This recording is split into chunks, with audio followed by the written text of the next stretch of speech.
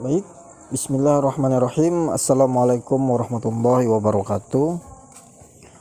Alhamdulillah alamin. Wabihi nasta'in ala umardid dunya waddin. Wassalatu wassalamu ala asrafil anbiya'i wal mursalin Sayyidina wa maulana Muhammadin wa ala alihi wa sahbihi wa barik wa sallim ajma'in. Ya, perkenalkan saya Sandi Gunawan. Saya dari kelompok 12 bersama Mas Bagus Prasetyo akan membahas tentang penyelesaian sengketa kontrak. Langsung saja, pada dasarnya setiap kontrak perjanjian yang dibuat para pihak harus dapat dilaksanakan dengan sukarela atau itikat baik. Namun dalam kenyataannya kontrak yang dibuatnya seringkali dilanggar. Terus cara penyelesaian sengketa di bidang kontrak dapat dibagi menjadi dua macam, yaitu melalui pengadilan, litigasi, dan di luar pengadilan, non litigasi. Penyelesaian sengketa melalui pengadilan atau sering disebut litigasi adalah suatu pola penyelesaian sengketa yang terjadi antara para pihak yang diselesaikan oleh pengadilan. Putusannya bersifat mengikat, sedangkan penyelesaian sengketa melalui alternatif penyelesaian sengketa ADR atau non litigasi adalah lembaga penyelesaian sengketa atau beda pendapat melalui prosedur yang disepakati para pihak, yakni penyelesaian di luar pengadilan dengan cara konsultasi, negosiasi, mediasi, konsiliasi, atau penilaian ahli. Saya akan membahas poin A, litigasi. Litigasi merupakan mekanisme penyelesaian sengketa melalui jalur pengadilan. Penyelesaian sengketa melalui pengadilan merupakan pilihan terakhir dalam menyelesaikan suatu sengketa setelah sebelumnya dilakukan perundingan di antara para pihak yang bersengketa, baik secara langsung maupun dengan menunjuk kuasa hukumnya guna menghasilkan kesepakatan yang menguntungkan kedua belah pihak. Jika proses perundingan tersebut tidak menghasilkan kesepakatan, barulah para pihak akan menyerahkan penyelesaian sengketa kepada arbitrase atau pengadilan untuk mendapat keputusan. Berikut ada alasan pengadilan atau jalur penyelesaian sengketa melalui litigasi tidak menjadi pilihan pertama. Di antaranya ada proses penyelesaian sengketa lamban dan menghabiskan banyak waktu. Terus biaya perkara mahal. Pengadilan tidak tanggap, kurang memiliki pengalaman, kenyataan, dan pengamatan terkait kasus kontrak. Putusan pengadilan tidak menyelesaikan masalah. Hal ini dikarenakan putusan pengadilan pasti memenangkan salah satu pihak dan pihak lainnya kalah atau win-loss. Sidang pengadilan di pengadilan negeri dilakukan secara terbuka, padahal di sisi lain kerahasiaan adalah sesuatu yang diutamakan di dalam kegiatan bisnis. Seringkali hakim yang menangani atau menyelesaikan perkara kurang menguasai substansi hukum sengketa yang bersangkutan, atau dengan perkataan lain hakim dianggap kurang profesional. Litigasi tidak cocok untuk sengketa yang bersifat polisentris, yaitu sengketa melibatkan banyak pihak, banyak persoalan, dan beberapa kemungkinan alternatif penyelesaian. Namun penyelesaian sengketa melalui jalur litigasi juga memiliki sisi positif, di antaranya dalam mengambil alih keputusan dari para pihak. Litigasi sekarang kurangnya dalam batas tertentu menjamin bahwa kekuasaan tidak dapat mempengaruhi hasil dan dapat menjamin ketentraman sosial. Litigasi sangat baik sekali untuk menemukan berbagai kesalahan dan masalah dalam posisi pihak lawan. Litigasi memberikan sesuatu standar bagi prosedur yang adil dan memberikan peluang yang luas kepada para pihak untuk didengar keterangannya sebelum mengambil keputusan. Litigasi membawa nilai-nilai masyarakat untuk penyelesaian sengketa pribadi. Dalam sistem litigasi, para hakim menerapkan nilai-nilai masyarakat yang terkandung dalam hukum untuk menyelesaikan sengketa.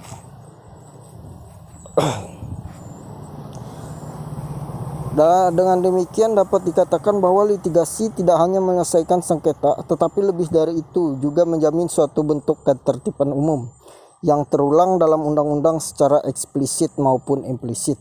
Ya, mungkin itu penjelasan dari saya tentang penyelesaian sengketa kontrak melalui litigasi, yang akan dilanjutkan lagi sama saudara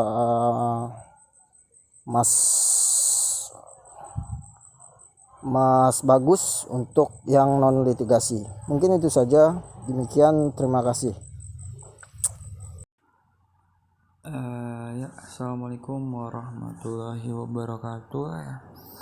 Alhamdulillah, salatu wassalamu ala rasulillah Muhammad ibn Abdullah wa ala alihi wa sahbihi wa wala wabad. Terima kasih ya Mas Andi Gunawan selaku pemateri yang pertama yang telah membahas terkait dengan penyelesaian sengketa melalui jalur pengadilan atau litigasi. Di sini saya selaku pemateri kedua ingin melanjutkan terkait dengan penyelesaian sengketa di jalur non litigasi Nah, jadi penyelesaian sengketa kontrak di luar pengadilan atau non litigasi itu sering kita kenal dengan alternatif dispute resolution atau ADR, atau di dalam istilah bahasa Indonesianya itu disebut dengan alternatif penyelesaian sengketa. Nah, jadi cara penyelesaian sengketa melalui jalur non litigasi ini dikenal paling efektif, mudah, dan juga sederhana. Kemudian selain efektif, mudah, dan juga sederhana, penyelesaian sengketa melalui jalur non litigasi ini itu juga dibantu oleh penengah atau sering disebut dengan pihak ketiga. Nah, jadi pihak ketiga di sini sifatnya itu netral, tidak memihak oleh pihak-pihak yang bersengketa, tidak memihak ke yang A dan juga tidak memihak ke yang B seperti itu. Makanya jalur penyelesaian sengketa di luar pengadilan ini dinilai paling efektif dan paling sering dipilih oleh pihak-pihak yang bersengketa. Kemudian selain itu tadi proses non litigasi ini menghasilkan keputusan yang sifatnya itu win-win solution artinya tidak ada yang dirasa keberatan di situ. Jadi pihak A tidak keberatan, pihak B tidak keberatan. Artinya sama-sama menguntungkan sama-sama memuaskan kedua belah pihak. Nah, jadi selain sifatnya yang bersifat win-win solution tadi keputusannya, kemudian juga kerahasiaan para pihak itu terjamin. Jadi privasi dari para pihak tadi juga terjamin sangat-sangat dirahasiakan seperti itu oleh pihak ketiganya. Kemudian setelah itu juga bebas dari hal-hal prosedural dan juga administratif. Nah, jadi berbeda dengan penyelesaian sengketa melalui jalur litigasi Jadi kalau jalur litigasi tadi seperti yang dijelaskan oleh pemateri sebelumnya itu melalui prosedural seperti administratif dari pendaftaran perkara dan sebagainya. Nah, jadi itu di situ yang relatif memakan banyak waktu Jadi relatif lamban seperti itu. Belum lagi apabila kalau misalnya itu pengadilan itu tidak tanggap ataupun tidak respon gitu Nah, jadi setelah itu juga penyelesaian sengketa melalui jalur non litigasi itu juga menyelesaikan masalah secara komprehensif dan juga kebersamaan, dan juga yang terakhir tetap menjaga hubungan baik. Nah, jadi biasanya sebelum ke ranah pengadilan jadi alternatif penyelesaian sengketa non litigasi inilah bahasanya itu sering kali dipilih oleh pihak-pihak pembisnis pihak-pihak bisnis untuk menyelesaikan sengketa karena pihak bisnis itu cenderung tetap menjaga hubungan baik antara pembisnis lainnya. Jadi kalau di jalur litigasi itu kan keputusan yang dihasilkan itu kan win-loss solution. Nah, jadi cenderung setelah berperkara biasanya mereka tidak memiliki hubungan baik. Nah, jadi berbeda dengan non litigasi. Makanya non litigasi itu cenderung dipilih oleh pihak-pihak yang bersengketa, khususnya di sengketa bisnis seperti itu. Kemudian selanjutnya di sini ada beberapa ciri khas ya, ciri khas dari alternatif penyelesaian sengketa atau alternatif dispute resolution atau penyelesaian sengketa non litigasi ya. Jadi yang pertama ada sifat kesukarelaan dalam proses, kemudian ada prosedur yang cepat, kemudian ada keputusan non judicial atau tidak menghukum ya.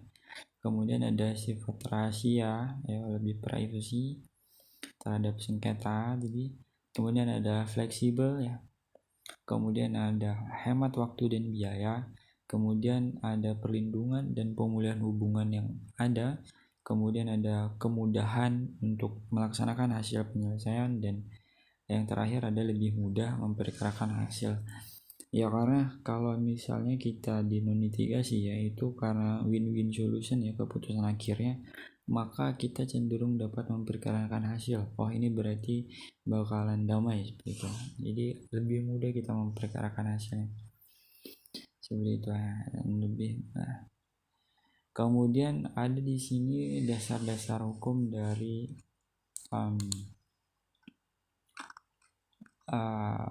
penyelesaian sengketa melalui non litigasi ya. Nah, jadi ada beberapa dasar hukum di sini. Yang pertama ada Reglement of the Burgerlijk Recht Vordering atau RV ya, atau bisa disebut dengan pengaturan arbitrase.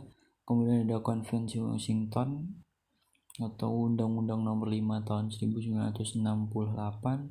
Ada Konvensi New York dan Kepres Nomor 34 tahun 1981.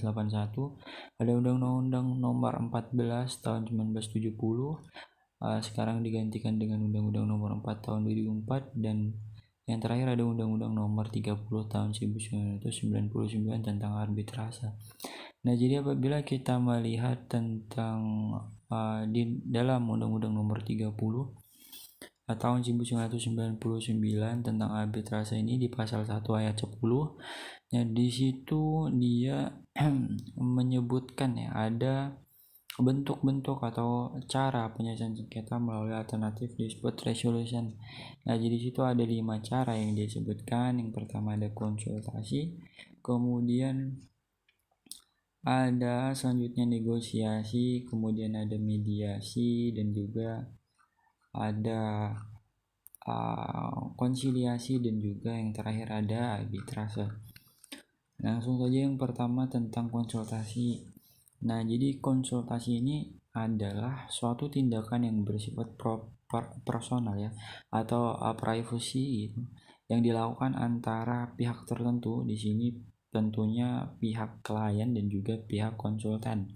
Nah, jadi pihak yang datang untuk konsultasi biasanya bertemu dengan yang namanya konsultan ya. Jadi di sini konsultan itu memiliki tugas ya, yakni memberikan pendapat hukum ya, memberikan pendapat hukum sesuai dengan kebutuhan klien. Bila klien memiliki perkara seperti ini, maka tugas seorang konsultan itu adalah memberikan pendapat hukum ya terkait dengan perkara yang sedang dihadapi klien. Nah, adapun keputusan untuk klien ini untuk menerima ataupun tidak, melaksanakan ataupun tidak dari pendapat hukum yang diberikan konsultan itu tadi, itu merupakan hak dari pihak klien itu tadi ya. Jadi tidak ada paksaan untuk pendapat hukum yang diberikan oleh konsultan itu untuk diterima ataupun diterapkan kepada klien, itu tidak ada. Nah, selanjutnya ada negosiasi. Nah, jadi negosiasi ini adalah sarana yang dilakukan oleh kedua belah pihak yang bersengketa untuk mendiskusikan, kemudian mencari penyelesaian tanpa ada keterlibatan dari pihak ketiga ya. Jadi hanya murni yang dilakukan oleh kedua belah pihak yang bersengketa. Nah, jadi kedua belah pihak yang bersengketa ini melakukan negosiasi ini dinamakan dengan negosiator.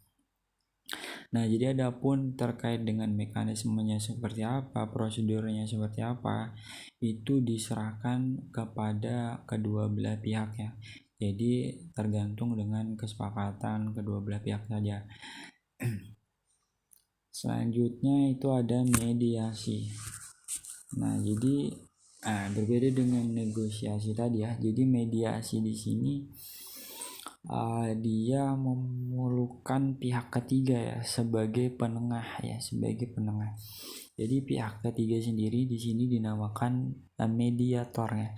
Jadi mediator di sini bersifatnya netral, tidak memihak kepada si A, tidak memihak kepada si B. Jadi dia hanya bersifat netral di situ. Jadi penengah. Nah, di sini seorang mediator itu sifatnya pasif ya. Berbeda dengan konsiliasi ya, nanti konsiliator ya maksudnya. Jadi berbeda dia dengan konsiliator di tahap konsultasi di tahap konsiliasi. Jadi seorang mediator itu sebenarnya sebagai penengah yang sifatnya pasif. Dia hanya memberikan bantuan berupa alternatif penyelesaian sengketa yang sebagaimana mestinya untuk kedua belah pihak.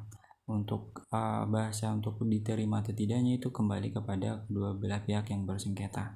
Jadi dia hanya memberikan saran ya, kemudian mencari jalan tengah gitu kan, bagaimana baiknya seperti itu. Jadi dia tidak bisa memutuskan seperti itu. Nah, selanjutnya ada konsiliasi. Nah, jadi ini berbeda dengan mediator tadi ya, mediator yang sifatnya pasif. Jadi konsiliasi ini pihak ketiganya dinamakan dengan konsiliator. Jadi di mana konsiliator di sini lebih bersifat aktif ketimbang mediator tadi. Nah, jadi di sini konsiliator sendiri dia lebih aktif dalam memberikan atau merumuskan langkah-langkah penyelesaian. Biasanya kalau konsiliator dia di sini lebih bahasanya itu lebih membantu menyelesaikan sengketa dengan mengeluarkan anjuran tertulis ya. Jadi dia memberikan jadi menyusun kemudian merumuskan langkah-langkah penyelesaian berupa jalan baik yang tertulis seperti itu, kemudian diserahkan ataupun ditawarkan kepada pihak-pihak yang bersengketa. Sama halnya dengan proses mediasi tadi, untuk keputusannya tetap kembali kepada kedua belah pihak yang bersengketa, diterima ataupun tidaknya seperti itu. Nah, itu yang membedakan antara konsiliator dengan mediator. Kalau mediator dia sifatnya pasif, kalau yang konsiliator dia bersifat aktif seperti itu. Kemudian yang terakhir ada arbitrase. Nah, jadi berbeda dengan bentuk alternatif dispute resolution yang lain ya. Jadi arbitrase di sini dia memiliki karakteristik yang hampir sama dengan litigasi ya, pengadilan ya. Jadi dia tetap perlu mendaftarkan perkaranya ataupun sengketanya itu kepada pengadilan. Namun di sini dia tidak mendapatkan nomor perkara. Itu yang menyebabkan jalur arbitrasi ini disebut juga dengan istilah semi litigasi seperti itu. Nah, jadi dia masih perlu mendaftarkan perkaranya kepada pengadilan, namun dia tidak mendapatkan nomor perkara. Nah, kemudian sengketa dalam arbitrase di sini dia diputuskan oleh seorang arbiter, di mana putusannya itu bersifat final and binding. Nah, jadi mengikat seperti itu ya keputusan akhirnya. Nah, jadi mungkin itu saja yang bisa saya jelaskan selaku materi kedua. Apabila terdapat kesalahan dalam penyampaian, saya mohon maaf yang sebesar-besarnya. Akhirul kalam, wabillahi taufiq wal hidayah. Assalamualaikum warahmatullahi wabarakatuh.